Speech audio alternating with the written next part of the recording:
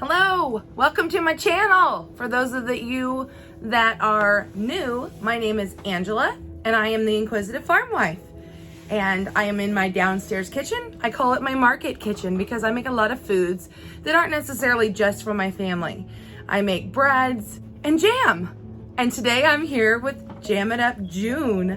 I was invited, so happy to be a part of this collaboration put on by Tony at Kettle Kitchen.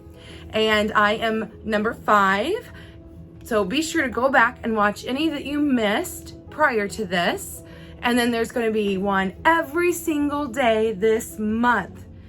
On top of all of that great information that you get to have, there are tons of giveaways. So be sure that you go and watch everybody's video, find out what's going on, find Tony at Kettle Kitchen, and see what all the details are to everything. So I'm going to get ready and grab some more ingredients. I've already started getting a few, but I want to pull my hair back, put on my apron, and get to work. We're gonna make cherry jam.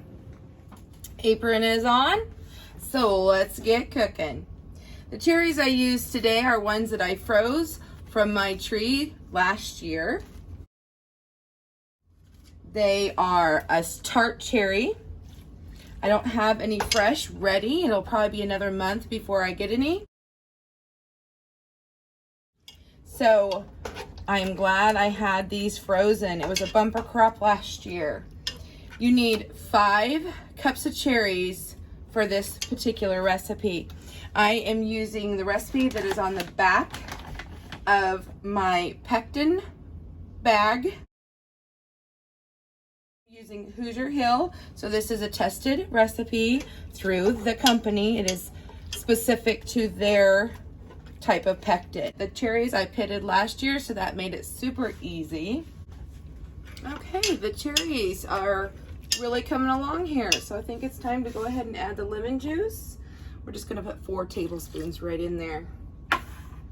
That'll help to keep everything nice and bright, and it helps with the acidity levels too. All right, so I'm going to go ahead and stir in the pectin.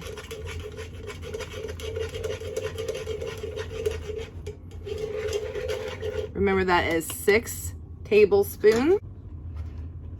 All right, that's mixed in good. It's starting to bubble, so I'm gonna go ahead and add the butter now. It's just a 1/2 teaspoon. I think everything is good and squishy now. I'm gonna go ahead and switch to the spoon. It's getting close, but when I stir, the boiling stops. So we're not quite there yet. It's that time. Sugar. I like to add mine nice and slow. That way I know there's not any clumps.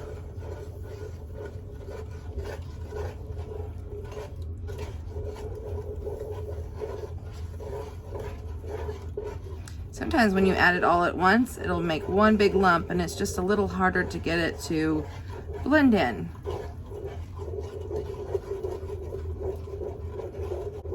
I know it's a lot of sugar, but you're only going to put a little bit on toast or biscuit, so it's really not so bad.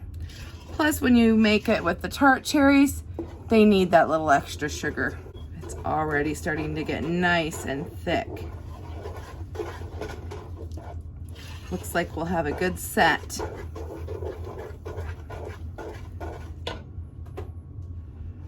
I have my heat set on medium. I'm going to turn it up just a little bit now, just to make sure that the sugar is nice and dissolved. It's nothing worse than getting a jam or jelly that's gritty. So make sure you get all the sugar off the sides.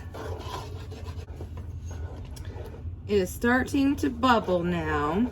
Takes just a little bit for that sugar to all melt, but we want to get to a place where, see how it just stops after I stir?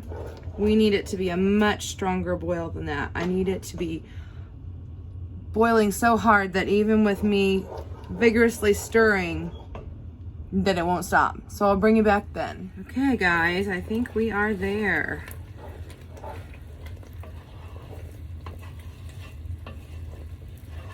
See how even though I stir, it's still boiling? So I'm gonna set my timer for 1 minute. Isn't that a beautiful color? There's the timer. All right, time to take it off the heat.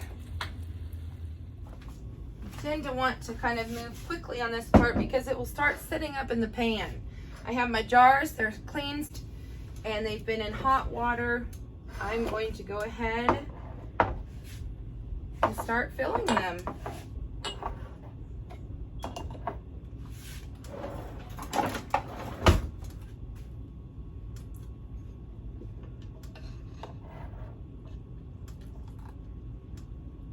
You want to get to about 1/4 of an inch headspace. I've gotten to where I kind of know where that is. I've done it enough, but they do have a little special tool that you can use to check it. And we'll just do that real quick. And I actually could add a little bit more in there. There, that should be it.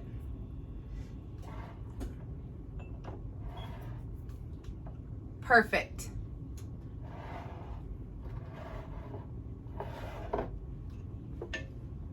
Trying to make it so you can see it.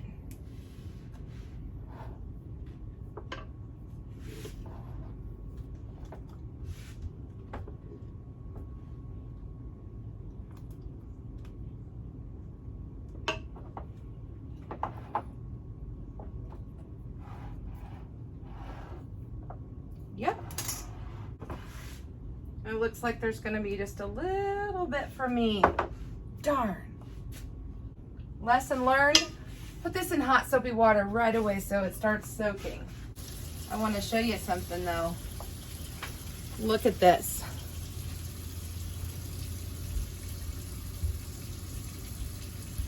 See how that doesn't go back together? That's gonna be a perfect set. Tastes good. Yes, I was washing my hands after taste testing, but I need to get going on this. I want to get these processed. First, I'm going to wipe them off with some vinegar. It's just your generic white vinegar. Take a little bit of paper towel and dip in there. You're gonna wipe the rims to make sure no sugar residue is left.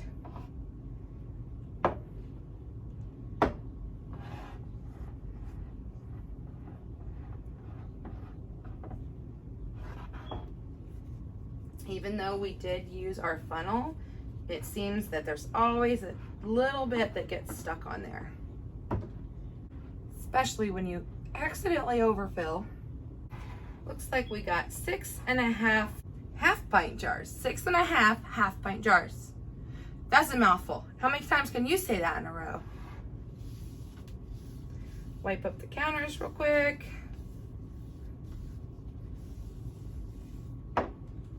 Now I am using a new kind of jar lids today. I thought, let's experiment together. I came across these, they're American made. I haven't had the chance to try 4 jars yet. I really want to get my hands on some of those, but I had these in the cabinet. They were ones that I got at my local Menards, which for me isn't local, it's over an hour. But anyway, I was there and I picked them up and I want to give them a try. And I thought today would be a good day because it's kind of nice to just try all the different brands. I washed them with soapy water and then I put them in hot water in this pan. And then when I pulled the pot off, I shut off the heat and it's just basically keeping them warm. I am not boiling them like you did the old style. It's not necessary, but I can't quite give up the way I used to do things. And you know what? This was my mama's pan.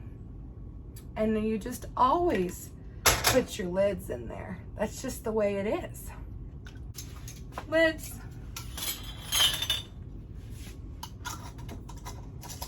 just fingertip tight. Ooh, that's hot.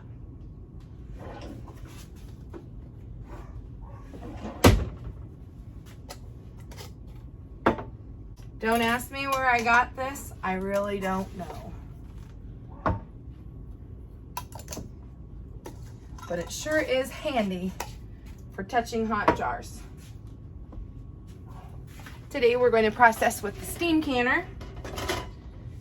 Guess what? That's one of the prizes. You guys are gonna love it, whoever's the lucky winner.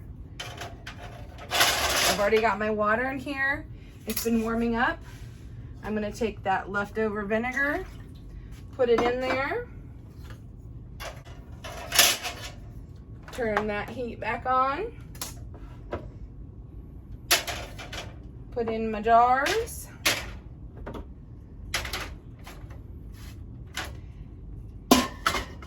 And once this gets to the level for my zone, let's bring you in a little closer. Once it reaches where I need it to be, which is in the green for my area, we'll process this for 10 minutes. Okay, you can see the steam, kind of hear the whistle, but I'll go ahead and show you the gauge. We're in the green. So for me, that means go. Let's set the timer, 10 minutes. Somehow I lost the volume on this part, but basically what I was doing was telling you how if it's rocking, you want to turn your heat down a little bit. And when you pull the lid off, pull it away from your body and don't put it on the burner, put it somewhere else because it could change your gauge. It could mess that up. It's super important that you get the right utensils because if you don't have the right things to grab the jars with, you could hurt yourself. You want to go ahead and put them on a towel so that it buffers them from the cold of your counter to the hot of this. And as much as you want to knock that water off, don't do it, just leave it, it'll evaporate, I promise. And a little disclaimer, I forgot I had these half-pint jars, so I went ahead and did one of those. Don't you worry, my friends. I still have my sample jar, but I gotta show you this. Perfect set. And let me tell you, it is delicious. Thanks again for watching. This has been a lot of fun. Good luck, everyone. I can't wait to see who all are the winners.